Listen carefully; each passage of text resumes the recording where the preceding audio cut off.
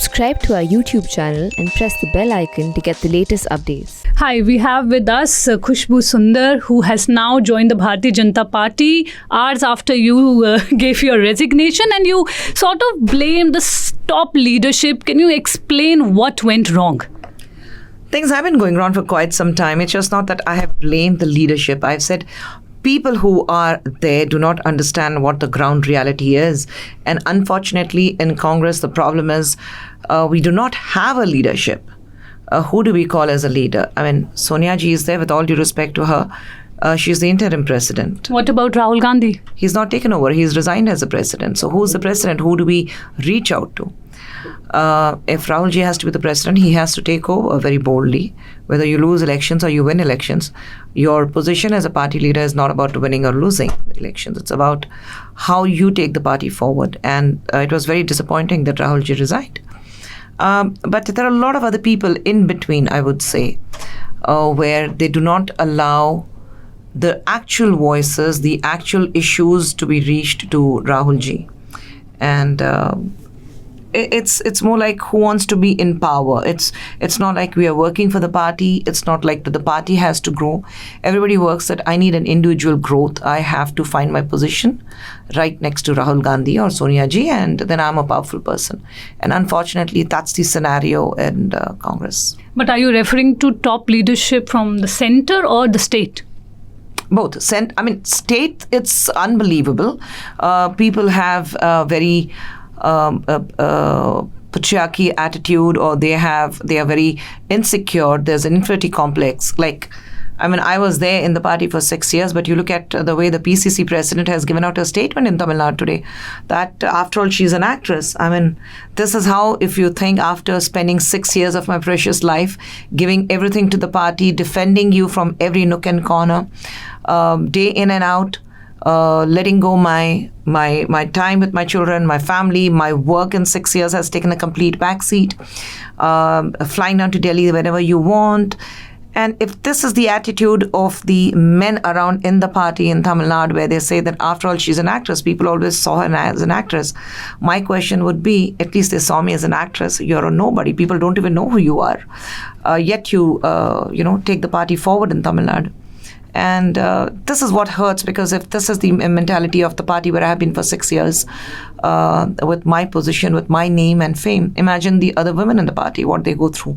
So we keep fighting that there are atrocities against women in different parties, but then look at your own party. And I'm sure nobody would reprimand him, nobody would raise a question at the PCC president as saying that how could you even say that to a woman, that after all she's looked upon as an actress. You don't do that to your own people, and this is where it hurts. But that also shows very clearly this is what Congress is about, unfortunately. But the Congress, a number of leaders have also pointed out that, you joined the Congress in 2014, you were made the national spokesperson, so you were given a lot within a short span of time. But it seems like for your own political ambition, you have now just jumped the ship. See, my political ambition, I would have fought for it long back when I joined. Even when I joined the party, I didn't expect that I will be given a national spokesperson.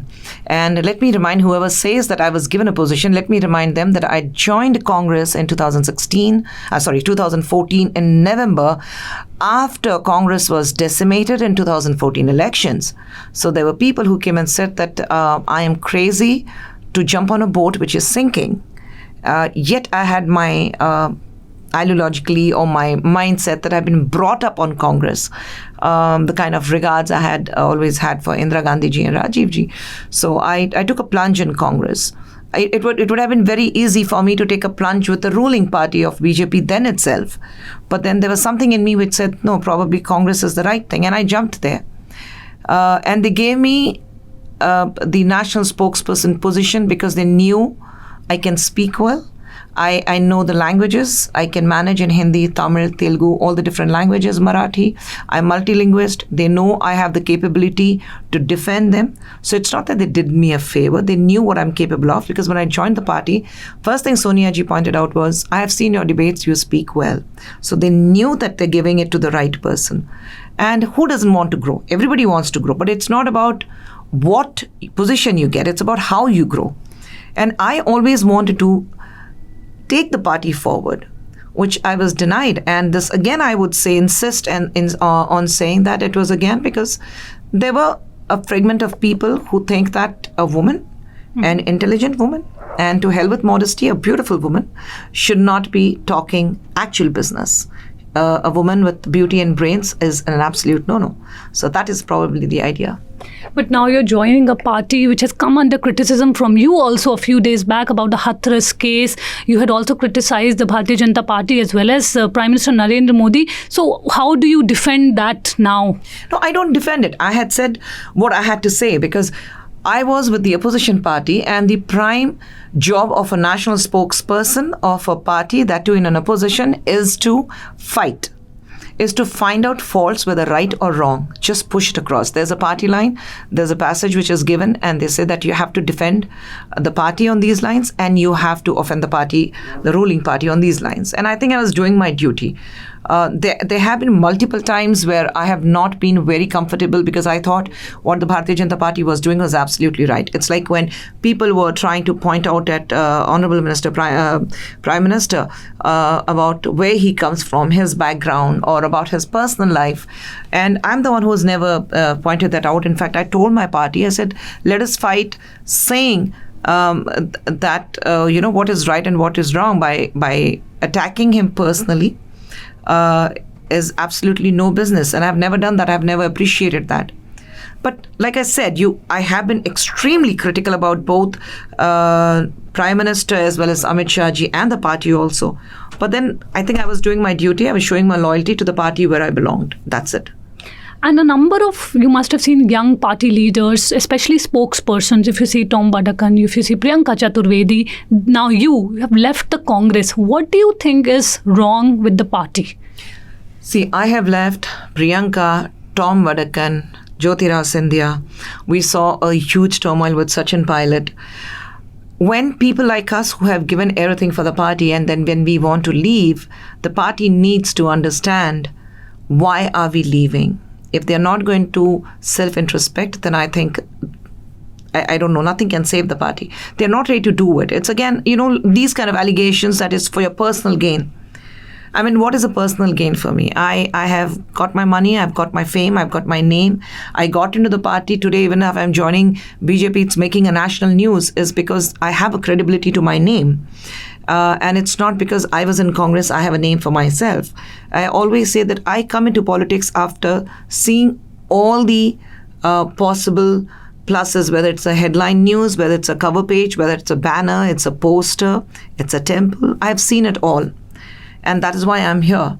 So people need to understand, and especially my ex-party needs to understand, people from Congress needs to understand that political gain is not a mileage what I'm looking at. You failed me. And it's better high time you accept where you're going wrong. Because if this is how Congress goes, I don't see them coming back to power in many, many years. And how, now that you've joined the Bharatiya Janata Party, how do you plan to make inroads in Tamil Nadu? Because BJP, as far as Tamil Nadu is concerned, is nowhere.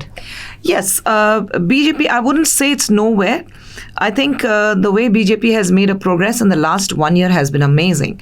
You see party leaders, you see party cadres, you see people supporting BJP. And we're not talking about the people who are on social platforms, because, I mean, they could be anybody. It's on anonymity. I think, but when you meet people, when you go into the interiors, people do understand what BJP is about. So BJP is making a huge mark. Today, if AIADMK government also is talking about a coalition with BJP, that's why they know, because BJP does exist in Tamil Nadu now. And I'm sure with somebody young and dynamic like the new president of Tamil Nadu, Mr. Murugan, he's really working hard. He's going to every nook and corner to make sure that the party is seen and heard. So I'm sure the party is going to gain a huge momentum in 2021.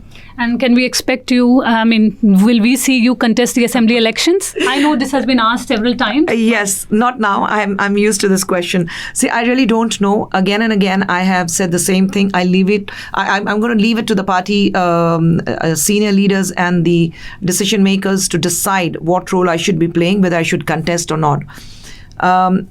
I'm not here to contest. I'm not going to say, I've not put in my demands that I need to contest, I have to do it, give me this position, give me this power.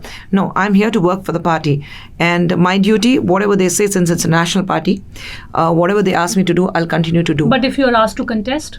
I mean, if they're asked to contest, yes, definitely. But then they have to ask me. They have to decide. They will definitely know who are the party people who are likely to win the seats. And according to that, they will provide them. So I think I'll leave it to the party seniors to decide on that. When you joined the BJP earlier in the day, you said that, we need a Prime Minister like Narendra Modi to lead the nation.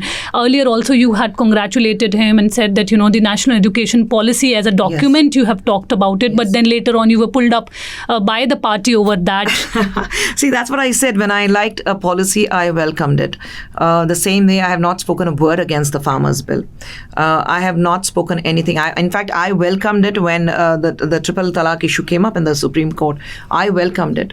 So I think the good policies have to be accepted. And when I say that somebody like Narendra Modi ji has to lead the country, is because when you have 128 crore people completely trusting one man and believing that he is ready to take the country forward, I think it's high time we all start thinking about it. For somebody like me who's been so vocal, so open about my criticism and any other issues for that matter, I do not hide my feelings. I actually speak what my mind says.